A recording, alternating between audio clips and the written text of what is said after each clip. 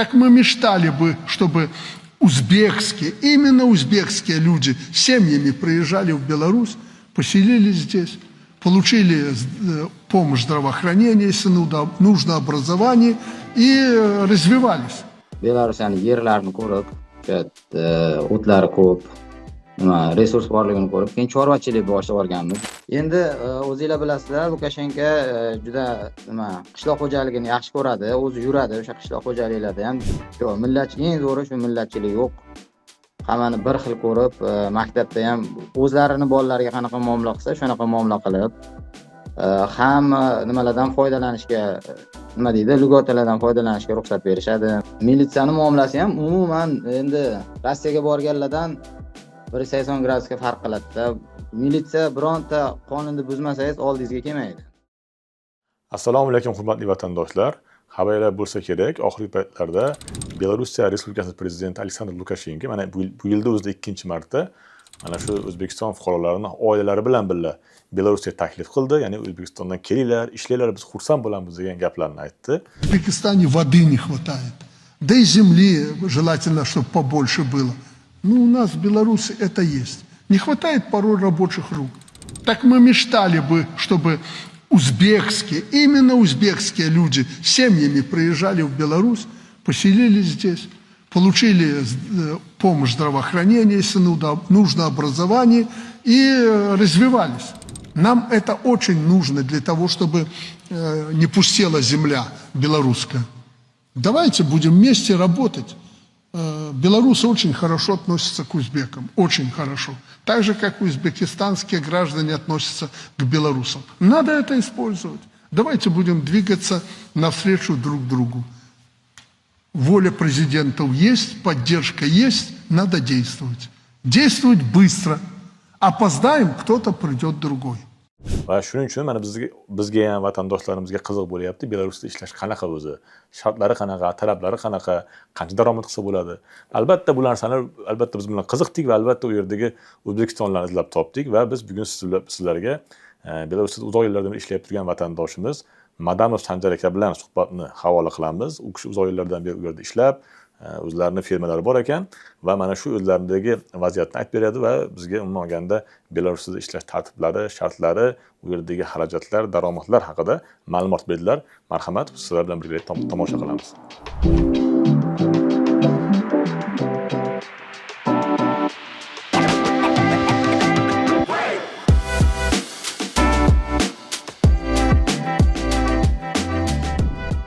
Assalomu alaykum Sanjar aka. Biz bilan suhbat qilishga rozi bo'lgani uchun rahmat. Endi bu uzoq yurtda vatandoshlarimizni ko'rib xursandmiz. O'zbekga o'sha Lukashenkoning chiqishidan keyin birdan izlab qoldik. Bu 2-marta Lukashenkoning bunaqa o'zbeklarni taklif qilishi deb.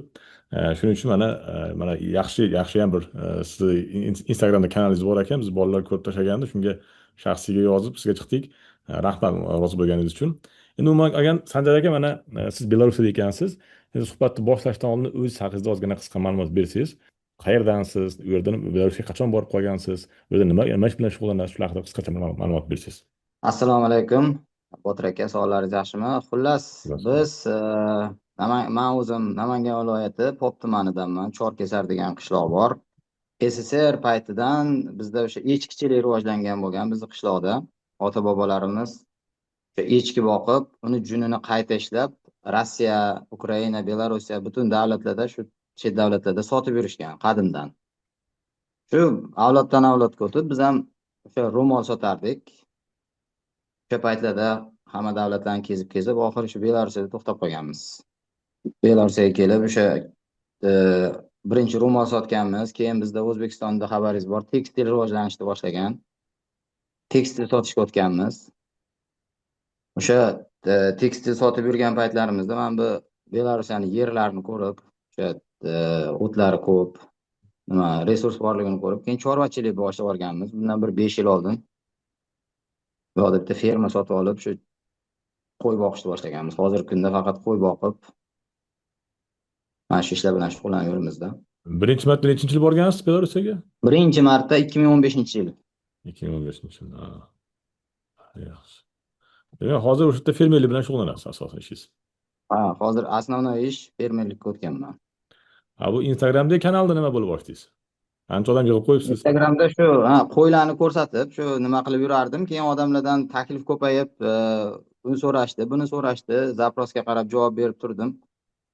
E, Birda mana bu hozir mana O'zbekistondan delegatsiyalar kelib, Belarusga qiziqish ko'payib ketdi. Shuning orqasidan endi nimalar odamlar ko'payibdi, podpischilar ko'payib, so'ragan narsalarga javob berib turamizda.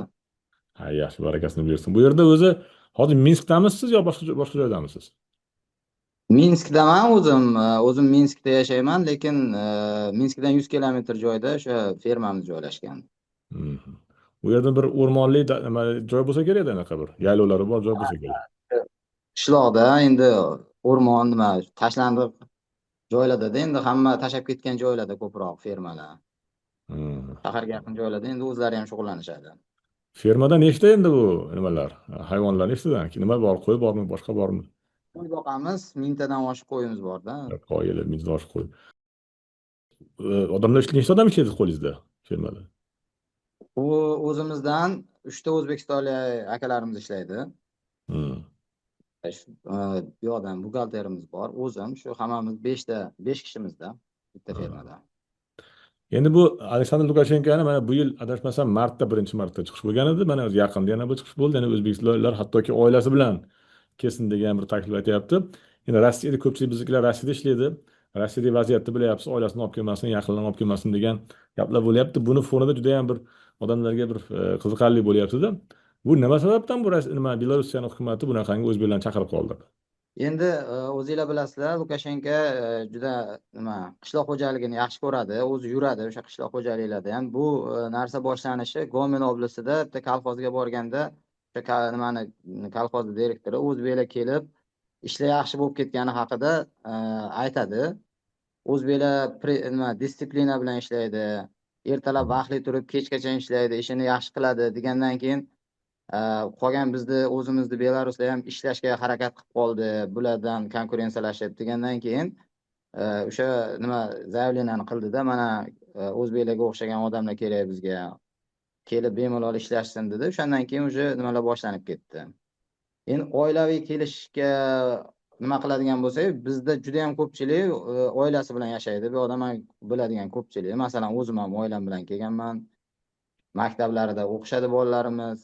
Bog'chadan boshlashgan. Juda ham muomalasi yaxshi, hech qanaqa bir chiqishtirish, nima qilish yo'q. O'zlari qanaqa Millatchilik boshqa yo'q, a? Yo'q, eng zo'ri shu millatchilik yo'q. Hammani bir xil ko'rib, maktabda ham o'zlarini bolalariga qanaqa muomala qilsa, shunaqa muomala qilib, hamma nimalardan foydalanishga, nima deydi, lyotalardan foydalanishga ruxsat berishadi. Masalan, men ko'p bolali oila hisoblanaman, 4 ta bolam borligi uchun o'zlari majburlab o'sha nimasini ham berib qo'yishgan. 50% maktablarda, nimalarda skidka qilib berishadi hamma narsadan. Bu militsiyani muomalasi qanaqa? Bo'lib turdim reytinglar. Militsiyani muomalasi ham umuman endi Rossiyaga borganlardan 180 gradusga farq qiladi-da. Militsiya bironta qonunni buzmasangiz oldingizga kelmaydi. Yonidan o'tib ketsangiz ham dokumentingni tekshiraydi ham so'ramaydi. Endi shunaqa juda ham ertakka o'xshaydi militsiyalari. O'zi O'zbekistonliklar soni taxminan qancha bu Belarusda? Endi u statistikani ko'rmaganman, lekin o'zbekistonliklar anchagina bor. Asosan qanday nima ish bilan shug'ullanishyapti? Shu o'zbek oshxonalari bor, savdo sohasida ko'p o'zbeklar. Keyin yana nima taksida hozir ko'payishdi. Endi o'zbeklardan tashqari bu yoqda turkmanistonliklar ko'p. Juda ham ko'p turkmanistonliklar. O'zbeklar endi kelyapti, ammo lekin Turkmanistonga menimcha qanaqadir vizada yengillik bo'lgani uchun ko'proq turkmanistonliklar ishlashadi. Savdo sohasida ham sotuvchilik, mana kassirlar ko'pi. O'zi mana Belarusda xo'p, sharoit qanaqa? Misol uchun daromad qilishdan birinchi navbatda bizlarni daromad qilish qiziqtiradi. Ya'ni o'rtacha ish haqi daromadlar qanaqa? Qaysi sohalarda pul topsa bo'ladi? Shular haqida ma'lumot bersangiz. O'rtacha ish bularni o'zlarini nimasida ham $500 dan shu $1000 gacha qarab. Nimasi endi naloglarini olib tashab qo'liga beradigan pullari shunaqa. Endi bularda ish soatlariga qarab to'lanadi. Masalan, o'zlarini belaruslar ishlaydigan bo'lsa, 15 kun ishlasa, 15 kun dam oladiganlari bor yoki bo'lmasam 5 kun ishlab 2 kun dam oladi. Keyin bir kunda 8 soat ishlaydi. Mana shunaqalar soatlariga qarab pul olishadi. Juda o'zlarini qiynab, постоянно ishlash nimasi yo'q. Shuning uchun ham agar ko'proq ishlasa, ko'proq pul topishi mumkin odamlar. O'ziga ham bog'liq tomonlari bor. Endi sredniy kecha ham bitta aka bilan gaplashdik. 1300-1,5 ming dollar stroykada ishlab pul topishayotgan ekan. Endi Qaysi biznes sohalarda biladigan ko'proq daromad tomonlar- olish mumkin? Endi qaysi sohada daromad olish mumkinligini bir o'ylab ko'rish kerak. Endi chorvachilik qilsa ham masalan, chorvachilikni ko'pchilik qiziqib so'rayapti. Chorvachilikda ham pul topsa bo'ladi. Yaxshilab hammasini joyiga qo'yib, o'z ustida kelib qarasa, birovga ishlagandan o'zi ham yaxshi daromad qiladi-da baribir. Qurilish ham ko'pmi? Masalan, biznikilar boshqa qurilishga ham odam kerakmi, ko'pmi? Ha, qurilishga ham ko'p ekan. Mana отделка ishlari ko'p ekan. Bu yoqda ham juda ko'p domla quriladi. Keyin o'sha yangi qurilayotgan domlarda ham O'zbekistondan katta-katta brigadalar ishlar ekan. Men unaqa juda xabarim bo'lmasdi. Endi mana shu Instagramdan keyin ozgina qiziqib so'rab yuribman. Odamlarda bor ekan, shu qurilish sohasida ham ishlaydiganlar ko'p ekan. Borib kafe ochaman, oshxona ochaman deganlarga qanday sharoitlar? Kafe, choyxona ochish masalasida bularda eng nimasi o'sha sanitarniy qoidalarga rioya qilib, tozalik birinchi o'rinda o'shandan o'tishsa, hech qanaqa nimasi yo'q. Qonuniy ishlanadi, bo'ldi. Boshqa hech qanaqa nima qilishmaydi. Shu yaxshiroq joylardan ochib, juda ko'pchilikni bilaman. O'zbek choyxonalarni yuritadiganlarni, o'zbeklarning ovqatini juda ham yaxshi ko'rishadi. Osh ko'p yeyishadi. Endi nafaqat o'zbeklarniki, tojikistonliklarniki ham bor, qirg'izistonliklarniki ham bor oshxonalari. Yetarli. Endi oxirgi paytda mana Minskning o'zida bo'lsa, oblastlar hali bo'sh. Oblastlarda unaqa ko'p emas. 6 ta oblast bo'lsa, har bittasini sentri bor. O'sha joylarda ham ko'paytirib qilsa bo'ladi. Demak, halol ovqatdan yoki halol go'shtdan muammo bo'lmasa kerak. Topsa bo'ladi. Yo'q, halol go'shtdan muammo yo'q. O'zbekistonda bularning meso kombinatlari bor katta-katta. Ular ham O'zbekistonga go'sht jo'natadi endi. O'zbekistonda odamlari kelib, o'sha nimada ishlaydigan nimalarni taniyman. O'sha machti bor. Minsk Saborniy machit. O'sha yerda ko'rib turamiz, akalar bor. O'sha meso kombinatda halol so'yib berishadi. Nimaliga? O'zbekistonga jo'natishgan. O'shalar menimcha choyxonalarga ham bersa kerak. Go'sht asosan machitdan olinadimi shunda halol go'sht? Yo'q, ular endi machitda ko'rishganmiz. O'sha aytishganda, o'sha masalan Grodno degan katta meso kombinati bor. U yoqda borib shu o'zbekistonlik, andijonlik bolalar so'yib berishar ekan.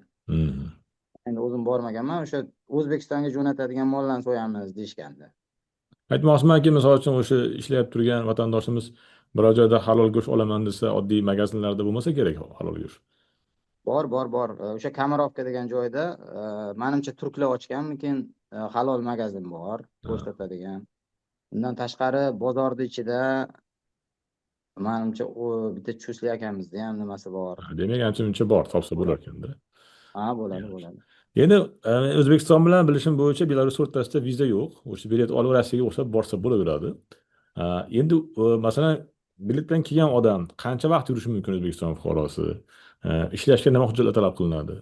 Endi O'zbekistondan kelgan odamga shu Rossiyadaqa 90 kungacha временное пребывание berishadi, ruxsat. Registratsiya qilish kerakmi?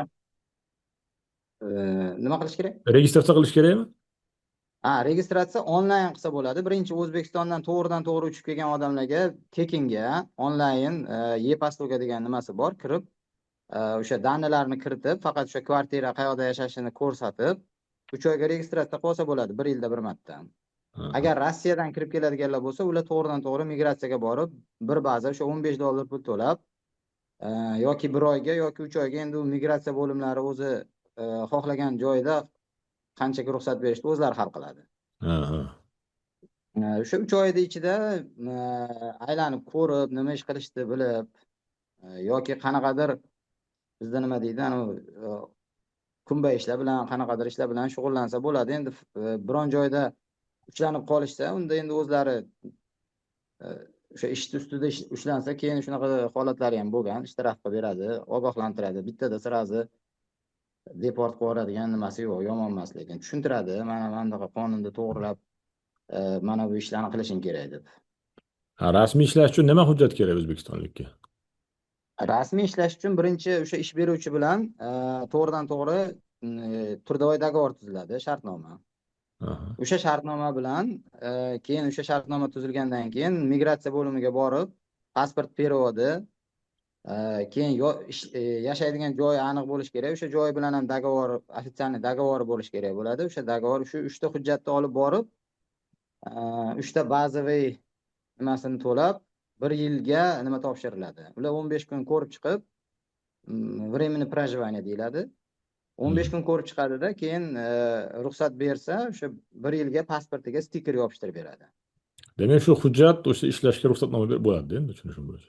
Bo'ldi, shu bilan. Endi alohida kasblar bor, nima, insonlar bilan to'g'ridan to'g'ri muloqot qiladigan shofyorlar, taksi haydovchilari, keyin prodaves sotuvchilar, ular masalan imtihondan o'tish kerak bo'ladi, rus tilidan. Nima, doktordan nima o'tishga ham Medklinishga bo'lsa kerak, talab qilsa kerak. medosmotrdan o'tadi. Medosmotrdan o'tib, qon analiz, qanaqadir analizlarni topshirib, o'sha keyin universitetga borib, imtihondan o'tish kerak bo'ladi, rus tilidan. Juda qiyin emas deyishyapti, lekin baribir gaplashadigan odam o'tar ekan. Hujjat tayyorlashga, rasmiy ishlashga o'rtacha qancha pul ketadi? Endi o'sha проживание olishiga uch bazasi qancha hozir? $50 atrofida. Endi qo'pol qilib aytsa, $100 bilan o'sha hujjatini tayyorlab oladi-da. 1 yillik hujjatni tayyorlab oladi demak, $100 bilan. 1 yillik hujjatni. Har oy to'laydigan to'lovi yo'q. Faqat soliq to'laydi, tushunishim bo'yicha. Soliqni agar ish beruvchi o'zi to'laydi, endi ular baribir undan ushlab qolishadi-yu, vechit qilib, o'sha undan qolganini berishadi. Shuning uchun ofitsialniy ishlagan odamga nimasi to'lab beradi, ish beruvchi. Demak, patentga o'xshagan har oy to'laydigan to'lovlar yo'q. Yo'q, o'zini majburiyati yo'q. O'zi to'lamaydi, ish beruvchi to'laydi, u ish beruvchini muammosi. Endi bir xarajatlarda ham bir nima aytsa-edi, mana o'sha yerda ijara uy topish osonmi, qiyinmi ijaraga, masalan o'zbeklarga? O'rtacha necha pul to'lanadi ijaraga? Mana bu oblast sentrlarida yoki Minsk shahrida kvartiralar topish sal muammoroq. O'zi oxirgi paytda oldin ham muammo edi, inostranslarga berishi. Ofitsialniy dogovor bilan berishga sal qo'rqishadi. Mana ko'p 10 ta joyga telefon qilsangiz, shundan bittasi qo'nishi mumkin. Oxirgi paytda Rossiyadan juda ham ko'p odamlar kelib, mana rossiyaliklarning o'zlari ham kelib kvartiralarni olib yashashyapti bu yoqda. Internetda ishlagani uchunmi shunaqa ko'payib ketdi sпрос. Ko'paygani uchun kvartiralar ancha narxlari ko'tarilgan. Bir xonaliklarni shu $300 dan $500 internetdan ko'rib turaman, topish mumkin. Ko'pchilik endi ishlagani keladiganlar mana bunaqa hostellarda yashashadi. Shu kecha bitta aka bilan gaplashdik. $100 ga turishar ekan. $120 ga turishar ekan bir oyga bitta. Endi u yoqda ko'pchilik turishar ekan. Ko'ka mestada endi bitta. Ko'ka mesda qilishar ekan, shunaqa общий nimasi bor ekan. Endi mana viloyatlarda, qishloqlarda arzonroq bo'lsa kerak uylar. Viloyatlarda arzon, lekin viloyatlarda $150-200 ga xonali kvartira olsa bo'ladi. Bu bir gap bor, u nima qanchalik to'g'ri yo noto'g'ri aytarsiz. Belarusiyadan masalan topgan pulingizni ham ko'p miqdorda bo'lsa chetga yuborib bo'lmaydi. Hali uyga pul yuborishda muammo bo'lishi mumkin, cheklovlar bor deyishadi. Shunaqa bormi, shunaqa narsa? Yo'q, unaqa muammo yo'q. Xohlaganingizcha aeroportda cho'ntagingizga solib $10,000 gacha bez deklaratsiya olib ketasiz. $10,000 dan $100,000 gacha bo'lsa, deklaratsiyaga yozib olib ketishingiz mumkin. 100,000 dan ko'proq bo'lsa, pulingiz qonunan qayoqdan olganingiz haqida подтверждение so'rashadi. Bunaqa narsa yo'q. Anaqa pul yuborish tizimlari ishlaydimi? Albatta korona ishlaydi. Ishlaydi. Endi faqat bu tijorat banklarida bor. O'zlarining banklarida bunaqasi yo'q. O'sha tijorat banklaridan nima qilsa bo'ladi. Hozirgi zamonda endi kartadan ham o'tkazsa bo'lyapti-yu, zavodda koronalar. Bu muammo emas. Bankda karta ochishda muammo yo'q. Bankda karta ochishda muammo yo'q, faqat viza kartalar, qanaqadir boshqa kartalarning nima uslugasi, puli bor, nima to'laydigan nima to'lovi bor. Ha. ochish uchun. Lekin oddiy zarplatniy kartalarni ochib berishadi. Keyin aeroportda kelishda kecha ham bitta Instagramga video qo'ygandim, odamlar tushunmadi. Aeroportda kelishda ko'pincha yangi kelgan odamdan Belarusda birinchi vaqtda yashashing uchun puling bormi deb so'rashadi yoningda. Ha, Uni ha. masalan qonuniy ko'radigan bo'lsa 1,5 ming dollar yonida puli bo'lishi kerak. Endi undan kamroq bo'lsa ham pulni ko'rib, sanab qaytarib berishadi. Olib qo'yishmaydi, ko'pchilik tushunmayapti. Pulini ko'rsatish kerak, shu to'g'ri birinchi kirgan paytida ko'chada qolib ketmasligi uchun yonida puli bormi yoki bironta odam seni kutib olyaptimi deb so'rashadi. Puli bo'lmasa umuman kutib oladigan odami bo'lishi kerak yoki endi bir xil aytibdi приглашение kerakmi? Hech qanaqa приглашение kerak emas, просто har doim emas, shu tamojna organlari so'raydi, pogranichniklar. Seni birov kutib olyaptimi yo o'zingning puling bormi? Keyinchalik qayoqqa borasan? Ularning maqsadi ko'chada qolib yoki qiynalib qolmasin degan ma'noda qilingan ish bu. Endi hammadan ham so'ramasa ham ba'zida so'rab turishadi. Demak, har ehtimolga qarshi yoki odam kutib olish kerak ekan yoki cho'ntagida 1,5 ming dollar pul bo'lishi kerak ekanda.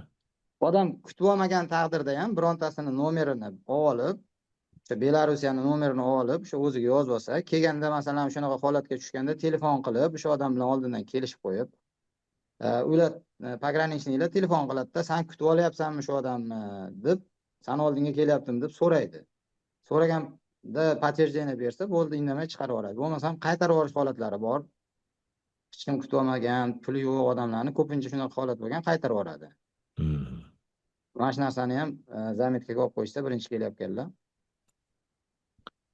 Hop, nimani tushunishim bo'yicha ko'p savol berib turgan bo'lsa kerak, o'zi aytib turibsiz kecha, Rossiyadan zapret olganlar Belarusga kira oladimi degan savol bo'lsa kerak, ko'p tarqalgan. Endi qonun biz bilamiz, o'sha Rossiya bilan Belarus o'rtasida shartnoma bor. O'zaro agar bir-biriga deportatsiya qilingan bo'lsa, zapret qo'yilgan bo'lsa, kirgizmaslik kerak. Endi siz balki vaziyatni ko'proq bilarsiz o'sha joydagi. Bironta zapret bo'lib, Rossiyada zapret bo'lganlar kirganlari bormi Belarusga? Oldin mana yaqinda 1-maygacha ham shunaqa qanaqadir yo'li bilan Belarusga kelib, keyin Rossiyaga o'tib ketib, Rossiyada ishlashardi. O'sha Rossiyadan zapreti borlar ham Belarusga ko'chib kelsa, hech qanaqa nima deyishmas ekanmi, yo pasportini almashtirib kelganlarmi? Shunaqa vaziyat bor edi, juda ko'pchilik kelardi. Hozir отпечатка oladigan qildi. Ba'zilarni qo'shib yuborishdi. Kelgan odam sirazi отпечатка beryapti-da, keyin anu pasportdagi familiyasini, danlarini o'zgartirganlar ham chiqib qolyapti ekan. Kirgizmay qaytarib yuborganlarni ko'rdik. Bu yoqdan Rossiyada zapreti bor odamlar masalan chiqib ketmasdan, chegara yo'q o'rtamizda. Kirib kelishadi, poyezdda, avtobusda yoki o'zini mashinasida kirib kelsa, ofitsialniy biron joyga registratsiya bo'lsa, u yoqda o'zi chiqadi. Ungacha ham yurishi mumkin. 2 oymi, 3 oymi, endi qanchagadir yurishi mumkin. Undan keyin baribir qayoqdadir o'sha organlarga topshirganda u danisi chiqadi-da. Keyin qamab qo'yadi. Bularda bitta yomon tomoni o'sha migratsiya qonunlarini buzganlarga 15 sutkaga olib borib nimaga qamab qo'yishadi.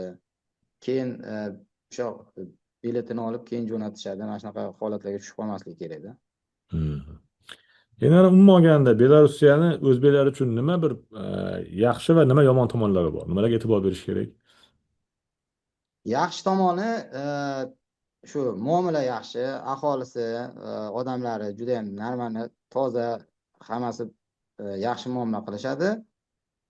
Ishlash uchun qulay, hech kim nima deydi, biznes qilish uchun ham, ishlash uchun ham ortiqcha agar o'zingizda bir qanaqadir qonunni buzish holatlari bo'lmasa, hech kim sizga yomonlik qilmaydi.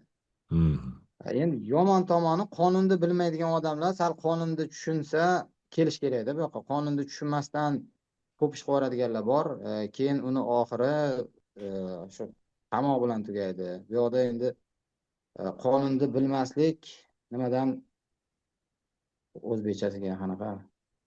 Javobgarlikdan ozod qilmaydi. Javobgarlikdan shunaqa deb javob berishadi. Ko'pincha men bilmay qolib shunaqa bo'lib qoldim deganlarni ko'rganimizda shunaqa javob berishgan. Sen qonunni bilishga majbursan, boshqa davlatga kelding, o'sha qonunni o'rganib ol, keyin ishla deyishadi.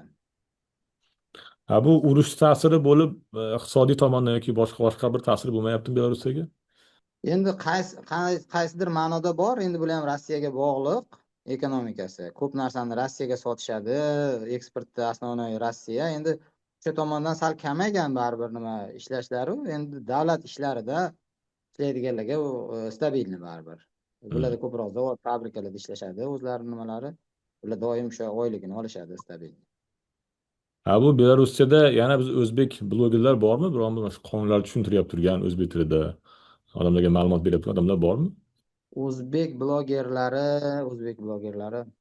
ancha yo'q bo'lsa kerak, shu ko'p bo'lmagandan shu bizga nima yozib yuborishdi shekilli deb o'ylab turibman. Hmm. Siz Hali endi bu sohada qo'ldan ham kelgancha o'zim ma'lumot beryapsiz shekilli kanalingizda.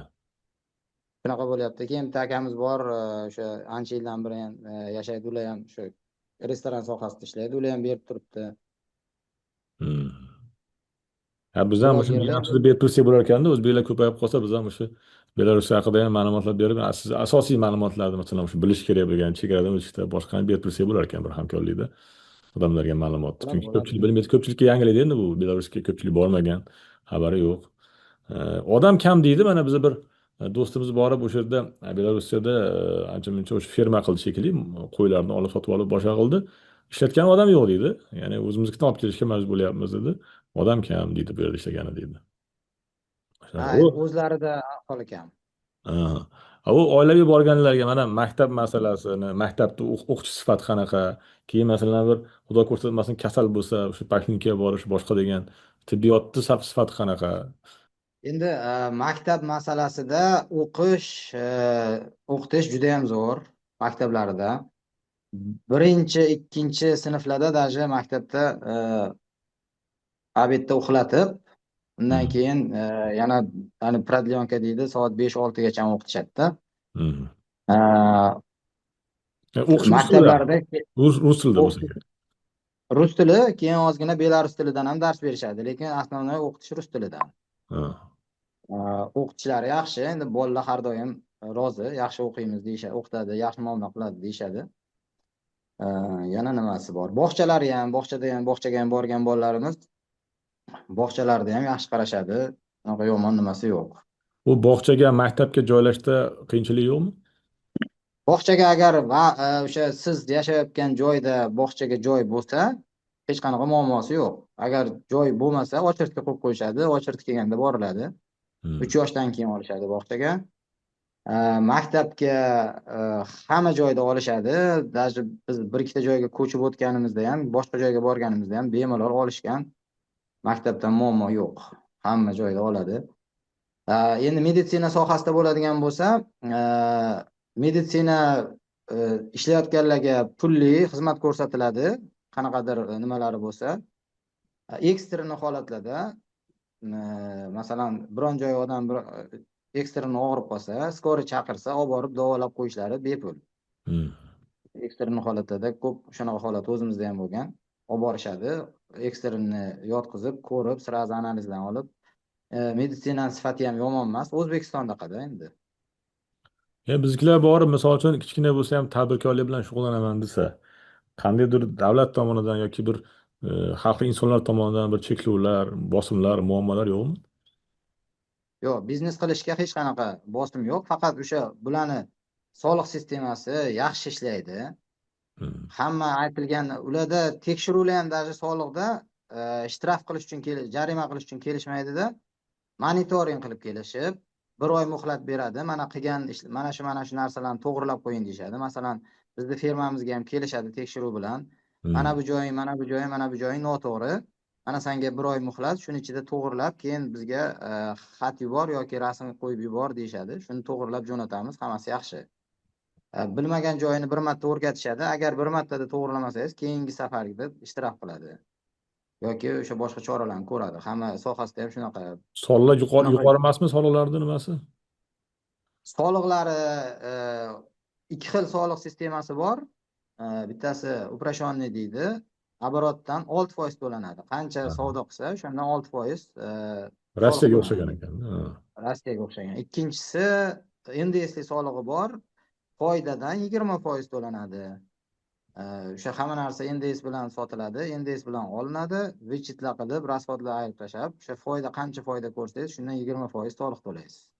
tushunishim bo'yicha, MChJ bizni ha, O'zbekistonga o'xshagan MChJni bu yoqda O qilib O degani bor. Bizda boshqa davlat fuqarolari ham ta'sischi bo'lishi mumkin. Bemalol o'ziga bir kunda firma ochib olish mumkin. Faqat direktor bo'lish uchun 1 oy vaqt ketadi o'zbeklar uchun. Razрешение olish kerak. Oliy ma'lumoti borlargami menimcha ruxsat beradi yoki bo'lmasam o'sha menslardan direktor qo'yib bir kunda firmani yurg'izib qo'yish mumkin. Hamma narsasini ishlatib. bilishim bo'yicha O'zbekistonda faqat Toshkentdan bor reys, samolyot reysi. Faqat Toshkentdan 2 marta adashmasam Belarus havo yo'llari uchsa, 3 marta O'zbekiston havo yo'llari uchadi. Toshkent Minsk. O'rtacha nechi pul biletlar? Bir tomon. Oldiroq olinsa shu $250 boshlanadi. Endi yaqinlashgan sari shu 400-500 atrofigacha ham chiqadi. Nimachi tabiat qanday iqlim? Sovuq nima Moskvaga o'xshab qish necha oy bo'ladi? Endi Moskvaga yaqinroq nimasi, lekin qishi sal yumshoqroq bo'ladi. Yevropeyskiy qishda endi bu yoqda. Bu yil mana shuncha yildan beri yurgan bo'lsam, birinchi marta 30 gradusga chiqdi sovuq. O'zlari ham hali bunaqasi bo'lmagan deyishyapti. Lekin 10-15 gradus qishda, asnonoy 10-15 gradus ushlanib turadi. Qor ham bir erib ketib, qishning o'rtasida erib ketib, yana tog'in yog'ib qo'yishi mumkin. Xullas, yengilroq qishi.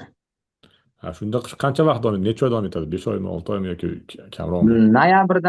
Noyabrdan o'sha sovuq tushishni boshlaydi.